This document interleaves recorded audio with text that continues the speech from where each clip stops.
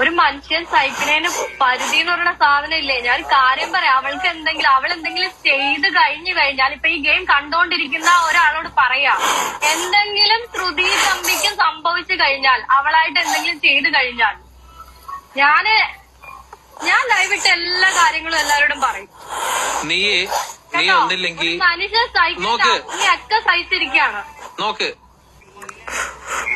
എടാ, അതല്ല ഞാൻ സീരിയസ് ആയിട്ട് പറഞ്ഞു. ഞാൻ അത്രയും അടുപ്പമുള്ള ഒരാളെന്ന് വെച്ച് പറയാണ്. സൂയിസൈഡിന്റെ അറ്റത്ത് ചെന്ന് നിൽക്കുന്ന ഒരാളാണ് ഈ കരഞ്ഞോണ്ടിരിക്കുന്നത്. എന്തെങ്കിലും ഒരു കാര്യം സംഭവിച്ചു കഴിഞ്ഞാല് ഒരു മനുഷ്യന് എന്നെ കൊണ്ട് ഇത്രയും ക്ഷമയൊന്നുമില്ല കേട്ടാ. ഒരു മനുഷ്യൻ സഹിക്കണേന്റെ അങ്ങേ അറ്റം സഹിച്ചിരിക്കുകയാണ്. നിങ്ങൾ ഈ പുറമേ കാണുന്ന ശ്രുതി തമ്പി ഒന്നും അല്ല ഇത്. പേഴ്സണൽ ലൈഫ് വേറെ, പബ്ലിക് ലൈഫ് വേറെ. അത് കാര്യമില്ല, അത് കഴിഞ്ഞു, എന്തൊക്കെ പ്രശ്നങ്ങളുണ്ട് ലൈഫിൽ, അങ്ങനെ ചിന്തിക്കുക.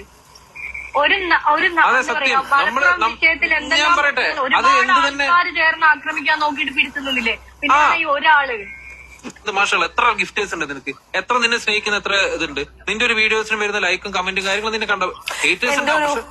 എന്റെ ഒരു ഗിഫ്റ്റർ കാരണമാണ് ഞാൻ ഇത്ര അനുഭവിക്കുന്നത്. ആയിക്കോട്ടെ ആരും ആയിക്കോട്ടെ, അതൊന്നൊക്കെ തിരിച്ചു മതി. അല്ലാതെ എനിക്ക് ഫാമിലി ഇഷ്യൂ, എനിക്ക് വേറൊരു ഇഷ്യൂ ഞാൻ ഇതുവരെ ഫേസ് ചെയ്യുന്നില്ല. എന്റെ ഒരു ഗിഫ്റ്റർ കാരണമാണ് ഇപ്പൊ ഞാൻ ഈ പറഞ്ഞ പോലെ സൂയിസൈഡിന് അങ്ങേ അറ്റം ചിന്തിച്ചിട്ട് ഞാൻ നീ എന്താണ് ഈ പറയുന്നത്? നിനക്ക് എന്താ അറിയുക? നിനക്ക് ഈ പറഞ്ഞ തന്നെ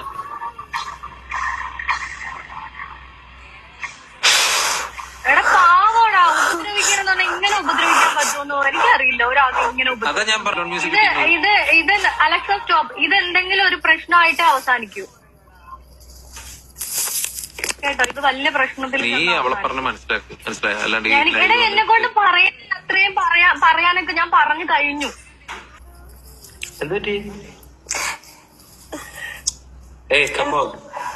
എന്താണ്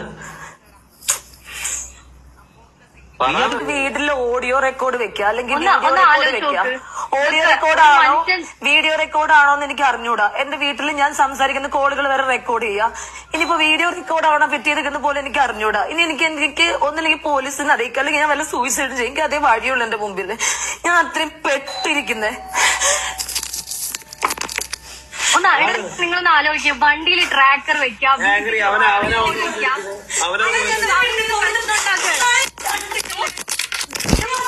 ആരെങ്കിലും കാളിയൻ എടി നീ ഒന്ന് പോവാൻ നോക്ക. ആരെങ്കിലും ഒരു കാര്യമൊന്നുമില്ല. അതൊരു വലിയ സൈക്കോയാ. എടാ അവിടെയുള്ള ആരെങ്കിലും ഇല്ല അവൾക്ക് അറിയുന്ന കാരണം കേട്ടാ. ഫിനോസ് ഏലച്ചൊലി എന്ന് പറയുന്ന മനുഷ്യനാണ് ഇതിനെല്ലാം കാരണം. ഒരു ഗിഫ്റ്റ് എടുക്കുന്നു ഞാൻ പോയിട്ട് കാളിയെ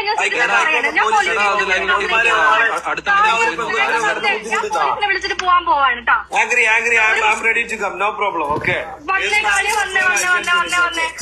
ചെല്ല്, നിങ്ങൾ എന്തെങ്കിലും ചെയ്യും. അടുത്തുള്ള ആരെങ്കിലും നിന്നെ അവിടെയുള്ള ആരെങ്കിലും ഒന്ന് പോയിട്ട് എന്തെങ്കിലും ഒക്കെ ചെയ്യും. എന്താണ് ഇതൊക്കെ? എന്റെ കൂടെ ആരെങ്കിലും വന്നാലേ പറ്റും. ഞാൻ പറഞ്ഞോണ്ടല്ലോ ഡാഷ് ഫോണിലൂടെ സംസാരിക്കില്ല.